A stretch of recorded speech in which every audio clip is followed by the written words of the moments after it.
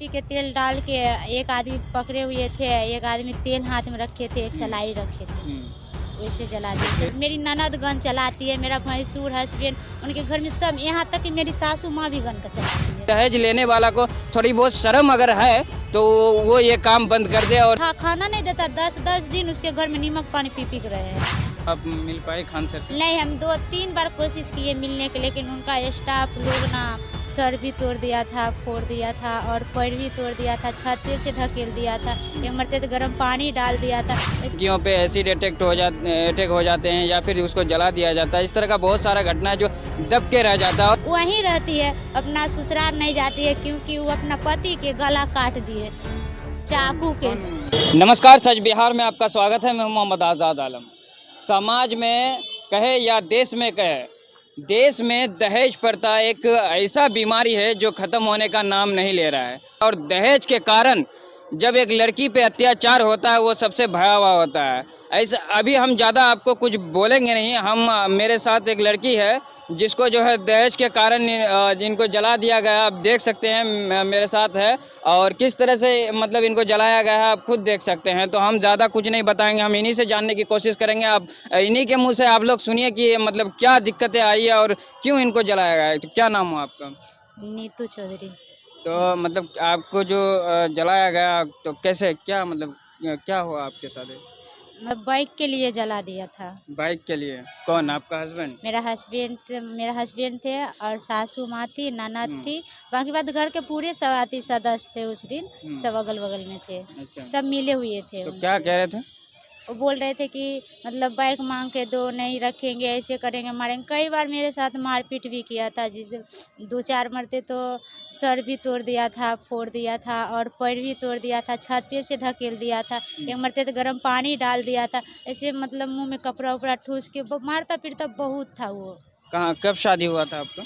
2014 में। 2014 में शादी हुआ था। और कब मतलब आपके साथ ये घटना कब घटी थी? 2016 में। 2016 में शादी हाँ। कहाँ हुआ आपका? मुंगेर संदलपुर फाड़ी। अच्छा, तो आप है कहाँ की? हम बेगूसराय के हैं। बेगूसराय की आप रहने वाले हैं। मुंगेर में आपका शादी हुआ था। जी।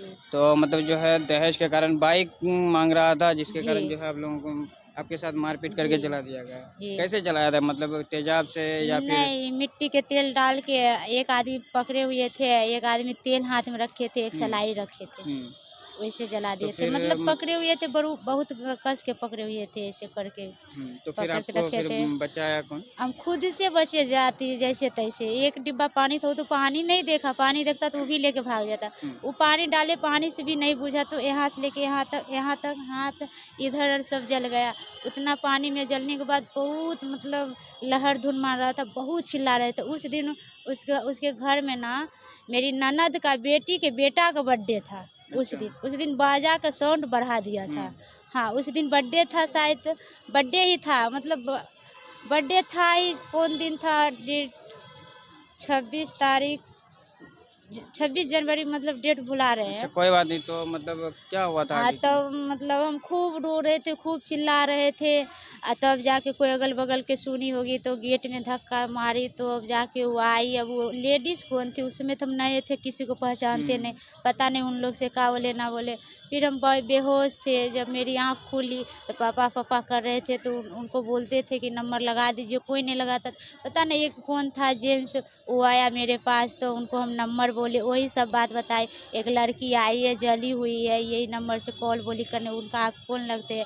तब हमसे बात किए थे, मेरे अच्छा, मुंह से उसके बोली बाद नहीं निकल। उसके बाद आपका परिवार वाले या फिर आप लोगों ने क्या स्टेप लिया? एफआईआर वगैरह किए? क्या हुआ? एफआईआर करते ही तो ना वो लोग धमकी दिए कि अगर ना ऐसा करेगी ना तो हम पापा के उठवा दे। थोड़ा बदमाश टाइप की है, गन उन सब घर में रखता है। अच्छा। और नहीं यकीन है तो आप जाके खुद उसका घर चेक कीजिएगा ना, तो 1-2 गन नहीं, एक बोरा गन मिलेगा उनके घर। मेरी ननद गन चलाती है, मेरा भैंसुर हस्बैंड, उनके घर में सब, यहाँ तक कि मेरी सासू माँ भी गन का चलाती है। अब वैसे मुंगेर गन के नाम से बहुत प्रचलित है, क्योंकि मुंबई में जो है गन का फैक्ट्री है, तो वहाँ तो गन होना स्वाभाविक है।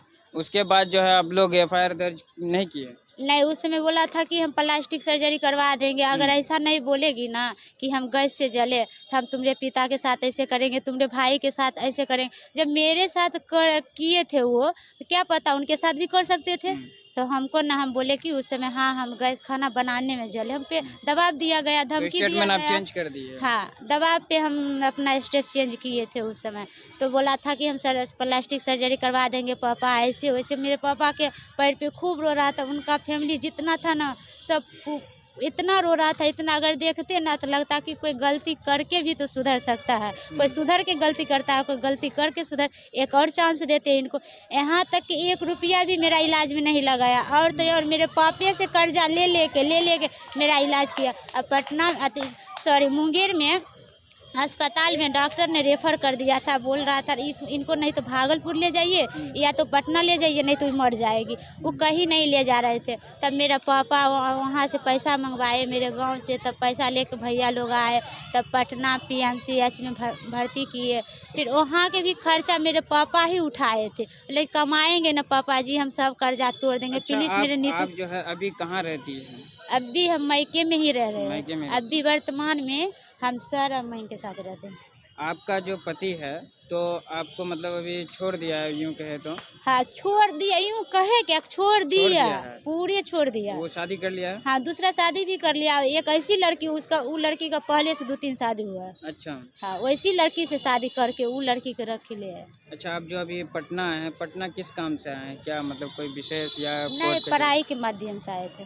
पढ़ाई करने के लिए आए हैं? तो कहाँ मतलब कुछ सुनने में आया था कि आप खान सर से मिलने गए थे? हाँ, खान सर से मिलने गए नहीं थे, मतलब ना पढ़ाई करते थे। तो उस दिन रक्षाबंधन था, तो सब लड़की राखी बांध रही थी, तो हम भी बांधने के लिए गए। तो उस समय हम स्टॉल फेस पे लगाए हुए थे। तो सर बोले कि आज बाबू स्टॉल खोलो ना, आज भी लगा के आइए। तब हम खोले स्टॉल, तब सर बहुत भावुक हो गए हमको देख के। तो सर बोले कि अभी ये मत समझना कि आपका भाई मर गया, आपका भाई जिंदा है, जितना हो सके हम उतना आपको मदद करेंगे, आप हमको समय दीजिए, आपको हम पदाधिकारी बना के उसी एरिया में ट्रांसफर करेंगे जिस एरिया में तुमको जलाया गया था। तुम ऐसा मौत देना ना बाबू, उसका रूह कांप जाए, ऐसे खान सर बोले। हाँ, उसके बाद अभी जब मिलने गई थी तो आप मिल पाए खान सर से? नहीं, हम 2-3 बार कोशिश किए मिलने के, लेकिन उनका स्टाफ लोग ना, मतलब भैया लोग मिलने नहीं देते हैं।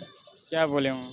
बोले कि से अभी नहीं है, नहीं मिल नहीं सकती है, पढ़ाई करने के लिए सर फ्री कर दिए हैं, तो पढ़ाई करो, मिलने से क्या होता है, ऐसे बोले हैं वहाँ के स्टाफ भैया लोग। अच्छा, आगे आप के मतलब क्या करना चाहती हैं? आगे मतलब तो आप चाहती हैं कि आपको इंसाफ मिले, उस पे इंसाफ, कार्रवाई हो? हाँ। और आगे आप कुछ करना चाहती हैं क्या?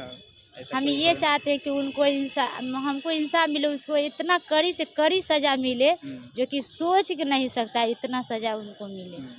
हम ऐसा सोचते हैं, ऐसा मेरा सोच है। मेरा बात तो कभी सुनता ही नहीं थी। उनका मम्मी, बहन, भैगनी जो बोलती थी ना, मतलब बोलती थी दिन है तो दिन है, रात को अगर बोलती थी रात को तो रात है तो रात। अगर वो बोल देती थी ऐसे की तो वो मेरा बात सुनने के लिए तैयार ना, सीधे मारने के लिए तैयार होते थे। हाँ, सीधे मारता फिरता था, रूम में बंद कर देता था, खाना नहीं देता। 10-10 दिन उसके घर में नीमक पानी पी के रहे हैं। यहाँ तक कि खाना में ताला लगा देता था, जलावन देता था, गिन के देता था, राशन देता था तो नाप के देता था। एक टाइम के खाना देता, खाना देता ही नहीं था। खाना में कोई ताला लगा के रखा है?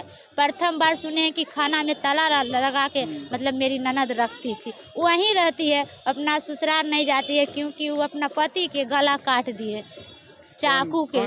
मेरी ननद उस सब दिन नहीं रहती। ननद भी जो है अपना मतलब पति का गला काट दिया? हाँ, हाँ, गला काट दी चाकू से, पूरा गला काट।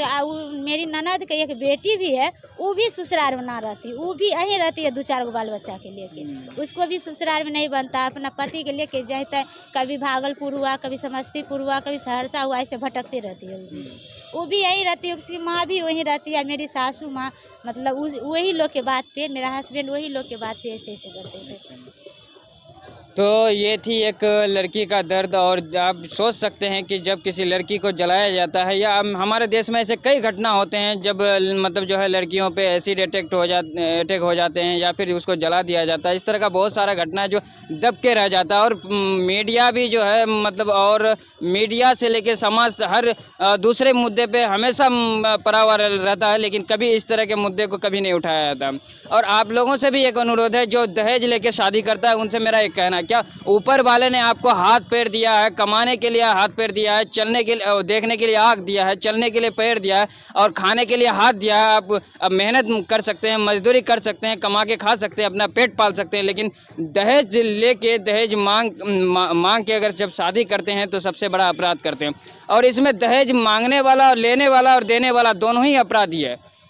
चाहे वो जो दहेज देता है वो तो एक गलती, उसका एक मजबूरी रहता है कि चलो भाई मेरा बेटी है, कहीं अच्छे जगह में शादी हो जाएगा, इसीलिए उसको दहेज देके मतलब जो है शादी दिला देता है। लेकिन दहेज लेने वाला को थोड़ी बहुत शर्म अगर है तो वो ये काम बंद कर दे। और दहेज के मामले में इस तरह का कई सारा केस आ चुका है, जो जिस तरह से आप देखें इस लड़की के साथ, इसका आप देख सकते हैं किस तरह ये किस दर्द से गुजर रही है अभी।